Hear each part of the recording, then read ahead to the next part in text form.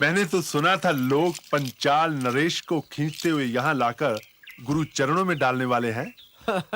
अनुज भीम, अपने भाई पर व्यंग्य के वाण मत चलाओ।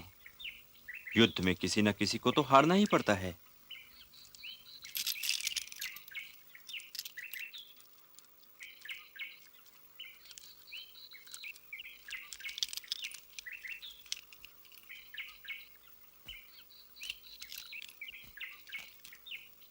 मैं गुरु दक्षिणा देने में असफल रहा गुरुदेव, मुझे क्षमा करें। नहीं, महत्व प्रयत्न का है, सफलता या असफलता का नहीं। तुमने अपने प्रयत्न की गुरु दक्षिणा दे दी है और मैंने गुरु दक्षिणा स्वीकार भी कर ली है। अब हमारे लिए क्या आदेश है गुरुदेव? तुम पांचों भाइयों से भी वही गुरु दक्षिणा मांग रहा हूं। यदि ला सको तो द्रुपद को बंदी बनाकर ले आओ। जो आज्ञा गुरुदेव। किस ध्वज की छाया में जाओगे? हस्तिनापुर का ध्वज तो हम ले जा नहीं सकते गुरुदेव। कारण?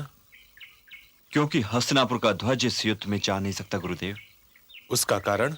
कारण यह है गुरुदेव कि आपने हस्तिनापुर से गुरु दक्षिणा नहीं मांगी है। इसीलिए इस युद्ध में हस्तिनापुर का ध्वज ले जाने का हम में से किसी को अधिकार ही नहीं है। परंतु मुझे अधिकार था।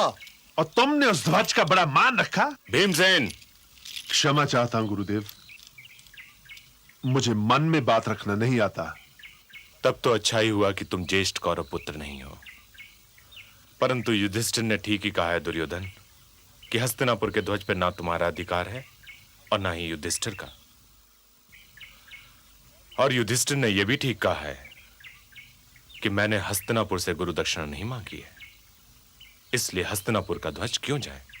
आपको तो इन्हीं लोगों की हर बात ठीक लगती है गुरुदेव, परंतु चाहे ये जिस ध्वज की छाया में जाए, जो युद्ध मैं न जीत पाया वो युद्ध ये भी कभी नहीं जीत सकते। दुर्योधन, तुम काल नहीं हो, तुम केवल एक राजकुमार हो, इसलिए भविष्य के बारे में कुछ नहीं जानते।